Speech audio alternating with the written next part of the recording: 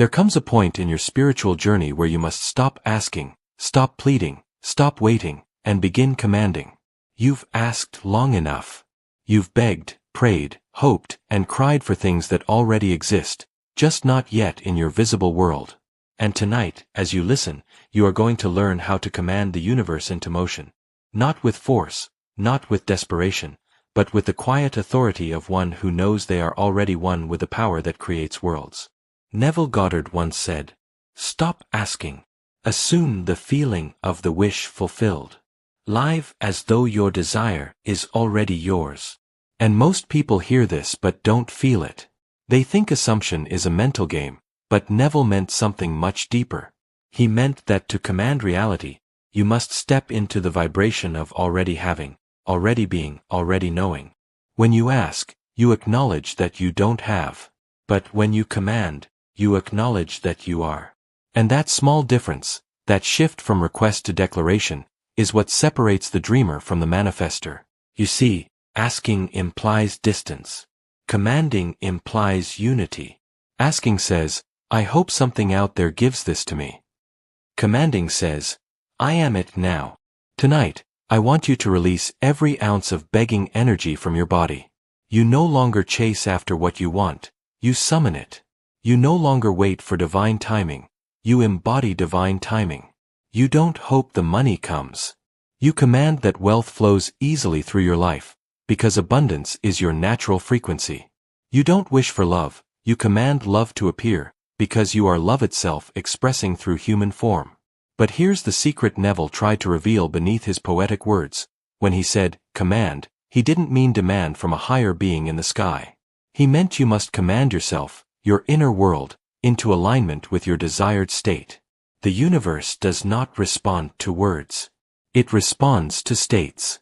It is not what you say out loud, but what you know in silence that moves mountains. So tonight, if you dare, stop asking. Stop repeating empty affirmations hoping something will change. Instead, sink into stillness and command your inner world to rearrange itself as though the miracle has already occurred.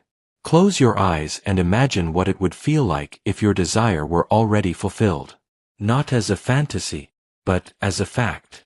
Imagine walking through your day tomorrow knowing that the money is already in your account. Feel the lightness in your chest, the calm assurance, the absence of worry. That feeling, that still, powerful sense of it is done, is the command. That is how the universe listens. Through vibration. Through being. Neville Goddard said, feeling is the secret. He meant that creation happens not through effort, but through identity. When you assume the feeling of already being what you want, you rewrite the script of your life. You are not convincing the universe, you are convincing your subconscious, which then projects that belief onto the screen of your reality. Your subconscious is not impressed by how often you pray or how eloquently you affirm. It responds only to the tone of your inner self. When your inner tone is, "I don't have this yet," no matter how many affirmations you speak, you continue to manifest lack. But when your inner tone becomes, "It's already mine," the outer world reorganizes to match that certainty. This is why Neville spoke of living in the end. To command is to dwell in the end. You're not commanding the future to happen, you are inhabiting it now. And this is where most people fail. They confuse imagination with wishing.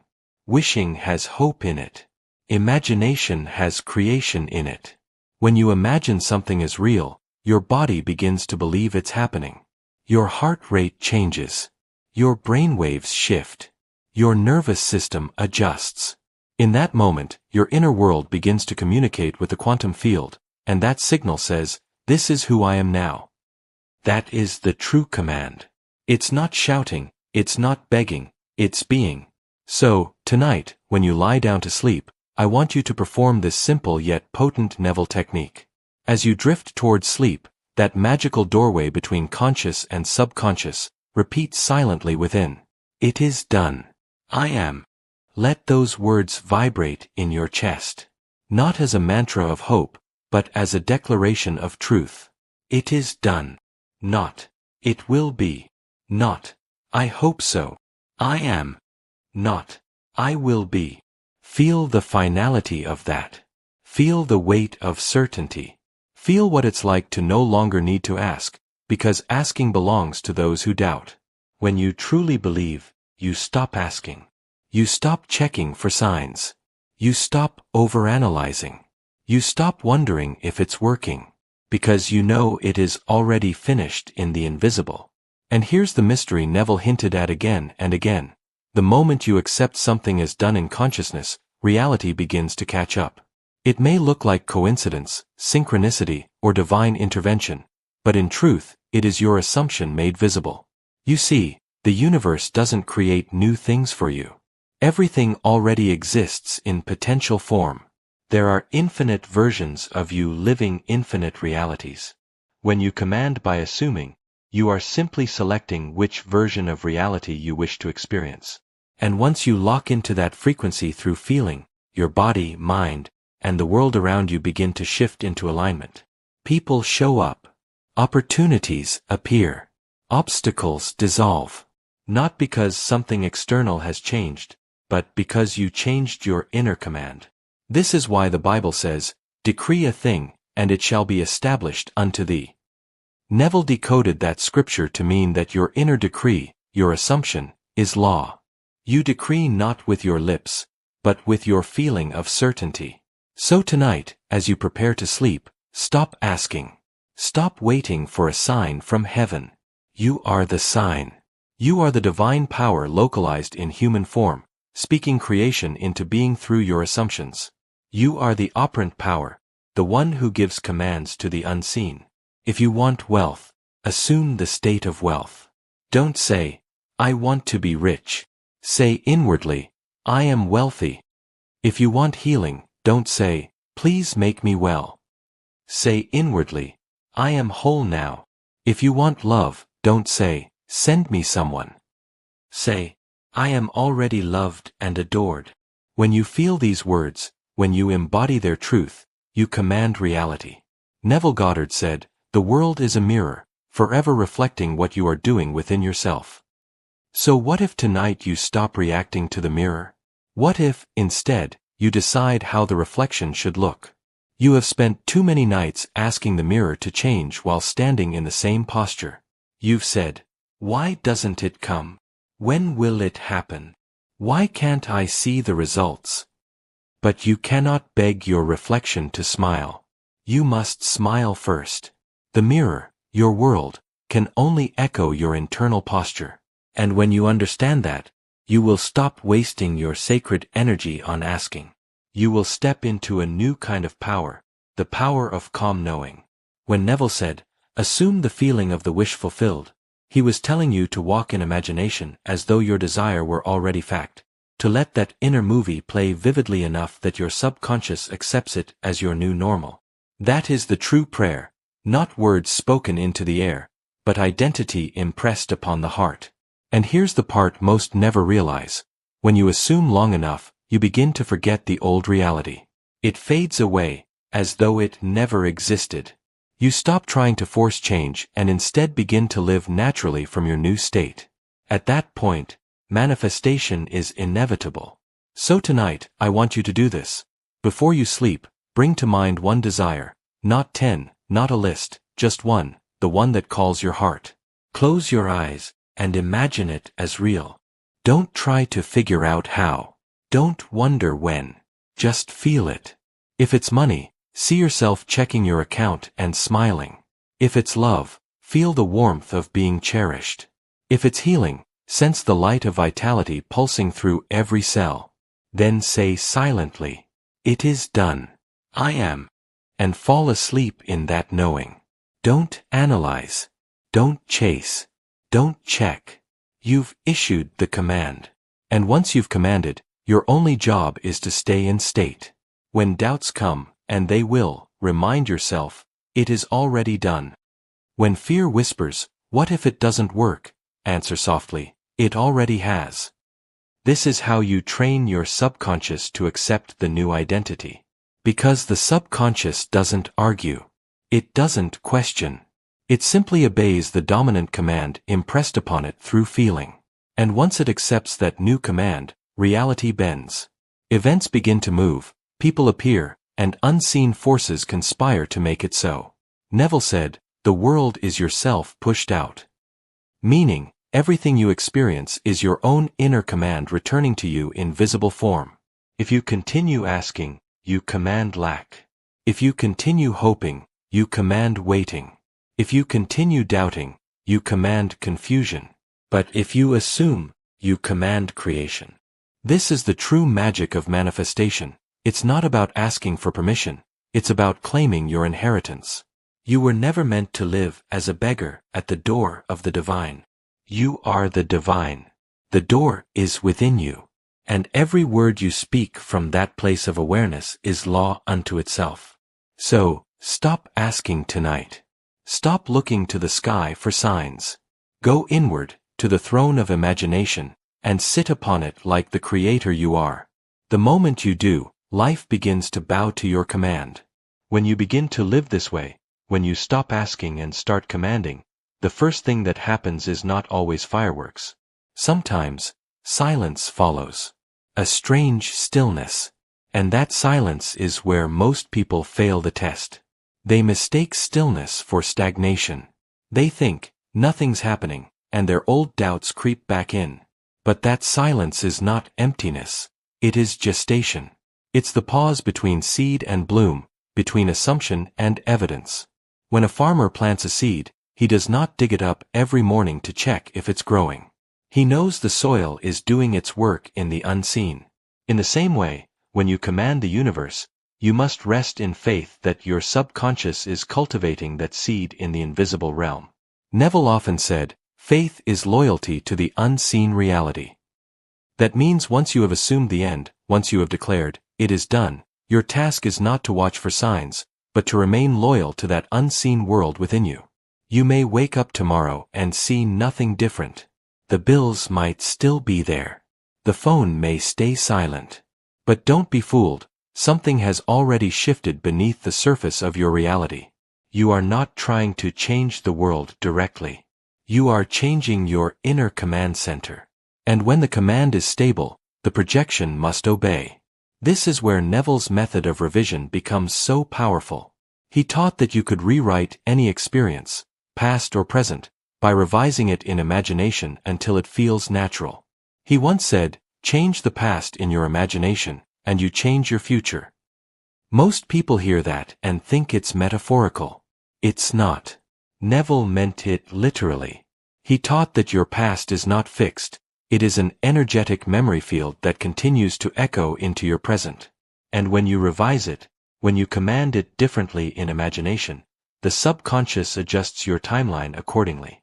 Let's say someone betrayed you, or rejected you, or you failed at something years ago. Instead of reliving that wound over and over, close your eyes tonight and replay that scene differently. See them apologizing. See yourself succeeding. See yourself loved, appreciated, victorious. And feel it real. That act of revision is not pretending, it is commanding the past to align with your chosen reality. Because the past only lives in your mind, and your mind is the creative center of the universe. Neville once shared the story of a woman who constantly relived a painful breakup. Every night she fell asleep feeling unwanted. Her outer world continued to mirror that pain, until one night she decided to revise. She imagined her ex coming to her lovingly, apologizing, saying, "You are the only one I ever wanted." She fell asleep feeling cherished. Within weeks, he reached out, not because she forced him, but because her new command reshaped the energy field they both shared. That's the essence of Neville's teaching. You command by feeling the end as real, whether it's a future desire or a past event. So when you catch yourself replaying old disappointments, stop. That's asking energy disguised as memory. Instead, revise it. Command it differently. And here's the key. It's not about forcing yourself to believe something instantly. It's about dwelling in the new feeling long enough for it to become familiar. The subconscious is loyal to familiarity, not truth. It doesn't care what's real, it cares what's repeated. So when you repeat the new command, I am loved, I am wealthy, I am whole, not from need but from knowing, the subconscious begins to accept that vibration as your identity. And once identity changes, everything else must follow. This is the secret behind every miracle you've ever heard of. People don't manifest because they want something. They manifest because they become someone new inside. They stop asking for healing and start living as healed. They stop asking for money and start walking as abundance itself. They stop asking for love and start radiating it. That is the shift from victim to creator, from asking to commanding. Neville Goddard often said, "You must dare to assume the feeling of your wish fulfilled and persist in that assumption until it hardens into fact." Persist, that's the bridge most people refuse to cross. Persistence is not struggle, it's loyalty. When you persist in the feeling, you are saying to the universe, "No matter what I see, I remain faithful to what I know." The outer world is slow clay. It takes time to mold itself into the image you've impressed within. But the moment you waver, the moment you fall back into asking, you break the spell of command. So, when nothing seems to be happening, remember, it already has. Every assumption is like a command sent through the quantum field, a frequency that ripples through the unseen dimensions, gathering particles, rearranging events, orchestrating encounters, aligning moments, all to fulfill the image you've given it. This is not superstition. It's science. Your thoughts emit electromagnetic waves measurable by instruments. Your heart field interacts with the environment.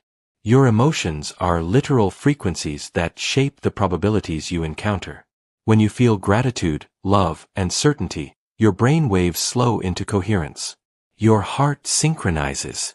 Your nervous system becomes calm, open, receptive. That state of coherence is the command signal.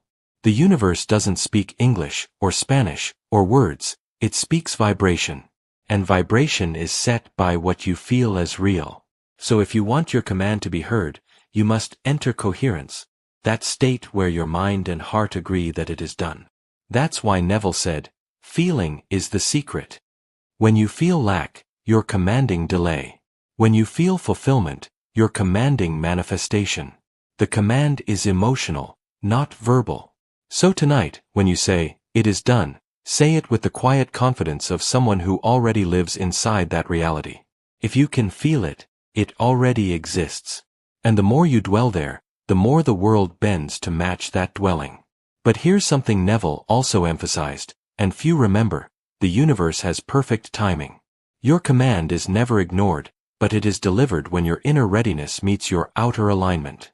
If you command wealth but still secretly feel unworthy of abundance, the command is delayed, not denied.